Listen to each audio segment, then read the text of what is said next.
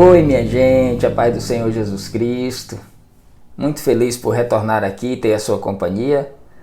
Vamos ler a palavra de Deus, mais um dia de leitura, né? Hoje, Mateus capítulo 23. Vamos orar? Pai, nós te louvamos. Tu és maravilhoso, tua graça nos alcança, nos consola, nos ajuda e nos orienta. Obrigado por tua palavra. É o que te pedimos nesta tarde, em nome de Jesus. Amém. Mateus capítulo 23. Então Jesus pregou às multidões e aos seus discípulos. Os escribas e os fariseus se assentam na cadeira de Moisés. Quando ele diz se assentam na cadeira de Moisés, eles se auto-intitulam os chefes da lei, os donos da lei, os legisladores, os doutores. Versículo 3. Fazei e obedecei, portanto, a tudo quanto eles vos disserem. Contudo, não façais o que eles fazem, porquanto não praticam o que ensinam. Jesus está vendo essa gente que se assenta na cadeira de Moisés e diz que é o dono da situação? Façam tudo o que eles ensinam, mas não pratiquem as obras que eles fazem, porque eles não vivem o que pregam. Triste, né? Eles atam fardos pesados e os colocam sobre os ombros dos homens. No entanto, eles próprios não se dispõem a levantar um só dedo para movê-los. Tudo o que realizam tem como alvo ser observado pelas pessoas. Por isso fazem seus filactérios bem largos e as franjas das suas vestes mais longas.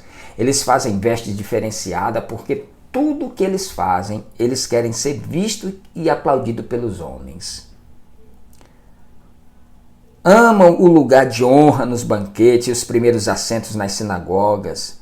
Gostam de ser cumprimentados nas praças e de serem pelas pessoas chamados de rabi, que quer dizer mestre. Vós, todavia, não sereis tratados de rabis, pois um só é o vosso mestre, e vós todos sois irmãos. A ninguém sobre a terra tratai de vosso pai, porquanto só um é o vosso pai, aquele que estás nos céus. Também não sereis chamado de líderes, pois um só é o vosso líder, o Cristo. Porém, o maior dentre vós seja o vosso servo.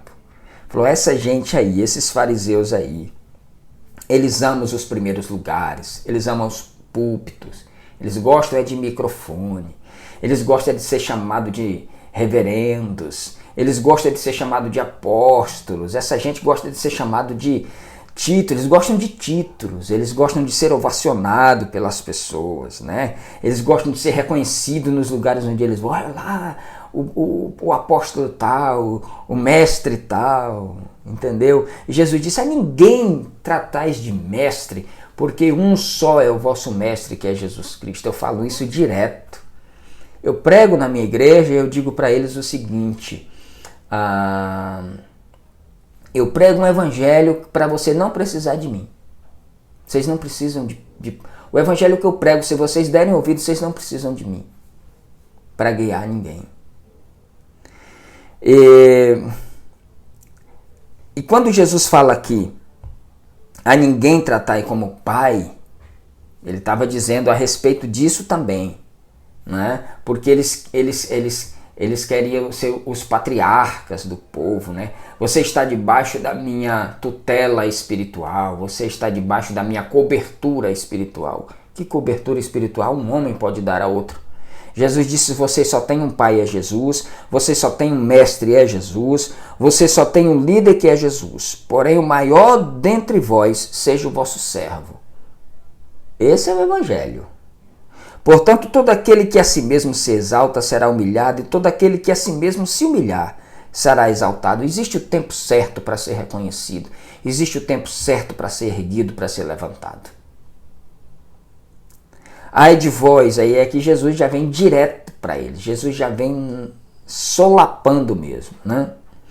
Ai de vós, doutores da lei, fariseus hipócritas, porque fechais o reino dos céus diante dos homens, porquanto vós mesmos não entrais, nem tampouco deixais entrar os que estão a caminho. Vocês já travancam o reino, vocês fecham o reino dos céus. Ai de vós, doutores da lei, fariseus hipócritas, porque devorais as casas das viúvas e para disfarçar em sinais longas orações, e por isso recebeis castigo ainda mais severo. Vocês vão na casa das pobres viúvas sob pretexto de fazer orações, disfarçando com oração, mas o que vocês querem é o dinheiro delas, vocês querem surrupiar as viúvas. Ai de vós, doutores da lei, fariseus hipócritas, porque viajais por mares e terras para fazer de alguém um prosélito, no entanto, uma vez convertido, o tornai 2 vezes mais filho do inferno do que vós. Duro, hein? Jesus disse assim, vocês percorrem céu e terra para converter uma pessoa ao judaísmo, para tornar ele igual a vocês, e depois que vocês acham que converteram ele, vocês tornam essa pessoa filho do inferno 2 vezes mais do que vocês. Ai de vós, guias cegos, porque ensinais.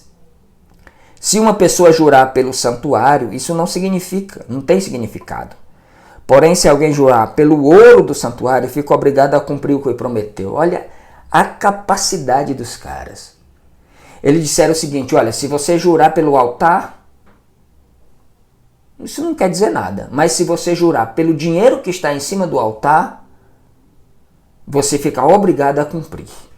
Se você fez uma promessa pelo dinheiro que está no altar, você tem visto isso muito por aí hoje, né? Não, você fez uma promessa, você fez um voto, você precisa cumprir.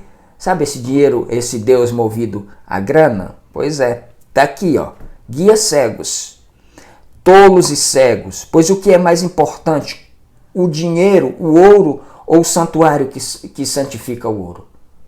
O que é mais importante? É o altar ou é o dinheiro que está sobre ele? Porque pelo que a Bíblia diz, Jesus está dizendo, pelo que as Escrituras diz, quem santifica a oferta é o altar. Portanto, a pessoa que jurar em nome do altar, jura pelo altar e por tudo que está sobre ele. E quem jurar pelo santuário, jura pelo santuário e em nome daquele que nele habita. E aquele que jurar pelo céu, jura pelo trono de Deus e em nome daquele que está assentado. Ai de vós, doutores da lei e fariseus hipócritas, porque dais o dízimo da hortelã, do endro e do cominho, mas tendes descuidado dos preceitos mais importantes da lei, a justiça, a misericórdia e a fé. Deveis sim praticar estes preceitos sem omitir aqueles. Falou assim, vocês ficam aí se jactando porque dão o dízimo de todas as coisas, de tudo, mas vocês esquecem o mais importante que é a misericórdia, a fé e o amor e a justiça. Vocês devem sim continuar sendo aí criteriosos com as suas ofertas e dízimos, mas não esqueçam da misericórdia. Não esqueçam do amor e da fé. Versículo 24. Líderes insensíveis, pois coais o pequeno mosquito, mas engolis o camelo. Ai de vós, doutores da lei, fariseus hipócritas, porque limpais o exterior do copo e do prato, mas por dentro estes estão repletos de avareza e de cobiça. Fariseus que não enxerga, limpa então primeiro, antes de tudo, o interior do copo e do prato, para que da mesma forma o exterior fique limpo. Ai de vós, doutores da lei e fariseus hipócritas, porque sois parecido aos túmulos caiados. Vocês são como sepulturas, como túmulos. Tem uma bela aparência por fora, mas por dentro estão cheios de ossos de mortos e toda espécie de imundície. Por dentro de vocês está fedendo, está cheirando mal, tem imundície. Por fora é tudo bonitinho, a roupa, os filactérios, as franjas, tudo alongadas. Assim também sois vós, exteriormente pareceis justos ao povo, mas vosso interior está repleto da falsidade e de perversidade.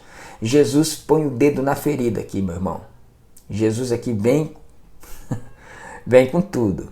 Ai de vós, doutores da lei, fariseus hipócritas, porque construís o sepulcro dos profetas, adornai os túmulos dos justos e declarai, se tivesses vivido na época dos nossos antepassados, não teríamos tomado parte com eles nos assassinatos dos profetas. Fala, tá.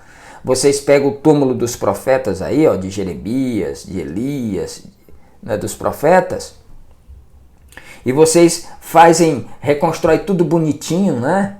Dá uma reforma, deixa tudo bonitinho, ainda fica se jactando de que se vocês tivessem vivido naquela época, vocês não teriam participado do assassinato deles. Mas vocês fariam a mesma coisa e fariam ainda mais, porque farão com o próprio Filho de Deus. Dessa forma, porém, testemunhais contra vós mesmo, que sois filhos dos que mataram os profetas. Acabai, pois, de encher a medida do pecado dos vossos pais.